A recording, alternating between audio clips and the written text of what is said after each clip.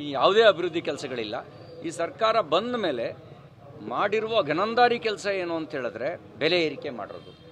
ಎಲ್ಲ ಅಗತ್ಯ ವಸ್ತುಗಳ ಬೆಲೆ ಏರಿಕೆ ಆಗಿದೆ. ಯಾವುದು ಏರಿಸಿಲ್ಲ ಹೇಳಿ?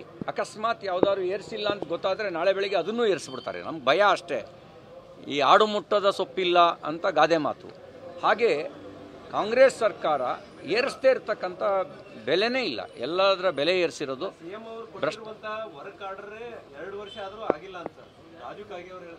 ಸುಮ್ಮನೆ ರೀ,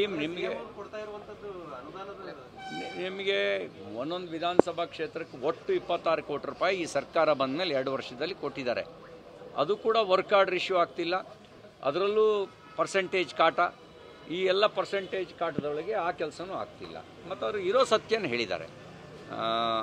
ಹಾಗಾಗಿ ಹೊಸ ಮಾತೇನು ಹೇಳಿಲ್ಲ, ಇರೋ ಸತ್ಯವನ್ನೇ ಹೇಳಿದ್ದಾರೆ. ಬಹುಶಃ ಈ ಸತ್ಯ ಹೇಳಿರೋದು. We at East Point Group of Institutions offer a wide range of courses that provide limitless opportunities, building skills over 2 decades.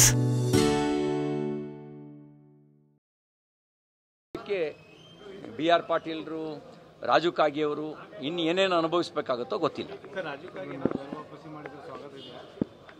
ಯಾವುದೇ ಚರ್ಚೆ ಇಲ್ಲ.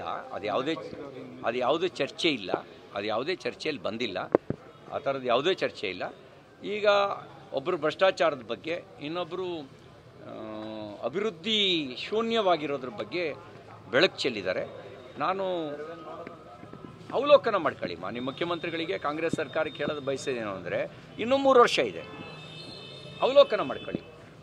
ನೀವು ಬೆಲೆ ಏರಿಕೆ ಮಾಡಿ, ಭ್ರಷ್ಟಾಚಾರ ಮಾಡಿ ರಾಜ್ಯವನ್ನು ಉದ್ಧಾರ ಮಾಡೋಕ್ಕಾಗಲ್ಲ. ನೀವು ಉದ್ಧಾರ ಆಗ್ಬೋದು, ರಾಜ್ಯ ಉದ್ಧಾರ ಮಾಡೋಕ್ಕಾಗಲ್ಲ. ರಾಜ್ಯ ಹಾಳಾಗಿ ಹೋಗುತ್ತೆ.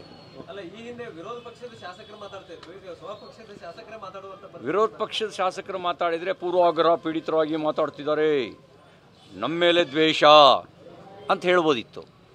ಈಗ ಆಡಳಿತ ಪಕ್ಷದವ್ರು ಮಾತಾಡ್ತಿದ್ದಾರೆ ಅಂದರೆ ಮುಖ್ಯಮಂತ್ರಿಗಳು ಹಂಗೆ ಹೇಳೋಕ್ಕಾಗಲ್ಲ. ಪೂರ್ವಾಗ್ರಹ ಪೀಡಿತರಾಗಿ ಮಾತಾಡ್ತಿದ್ದಾರೆ, ನಮ್ಮ ಮೇಲೆ ದ್ವೇಷದಿಂದ ಮಾತಾಡ್ತಿದ್ದಾರೆ ಅಂತ ಹೇಳಕ್ಕೆ ಬರುತ್ತಾ? ಹೇಳಕ್ಕೆ ಬರಲ್ಲ. ನಾನೇನಾದ್ರು ಮಾತಾಡಿದರೆ ಖಂಡಿತ ಹಂಗೆ ಹೇಳೋರು ಅವರು. ಈಗ ಹಂಗೇನು ಹೇಳಕ್ಕೆ ಬರಲ್ಲ. ನಾವು ಈಗಾಗಲೇ ಚರ್ಚೆ ನಡೆಸಿದ್ದೇವೆ. ಈ ಭ್ರಷ್ಟಾಚಾರದ್ದು, ಬಡವರಿಗೆ ಮನೆ ಕೊಡೋದ್ರೊಳಗೂ ಭ್ರಷ್ಟಾಚಾರ ನಡೆಸ್ತಿರೋದ್ರ ವಿರುದ್ಧ ಗ್ರಾಮ ಪಂಚಾಯಿತಿ ಮಟ್ಟದಲ್ಲಿ 1ನೇ ಹಂತದಲ್ಲಿ, ತಾಲೂಕ್ ಪಂಚಾಯಿತಿ ಮಟ್ಟದಲ್ಲಿ 2ನೇ ಹಂತದಲ್ಲಿ, 3ನೇ ಹಂತದಲ್ಲಿ ಜಿಲ್ಲಾ ಮಟ್ಟದಲ್ಲಿ, 4ನೇ ಹಂತದಲ್ಲಿ ವಿಧಾನಸೌಧದ ಮುತ್ತಿಗೆ ಈ ಕಾರ್ಯಕ್ರಮ ನಾವು ಮಾಡ್ತೀವಿ.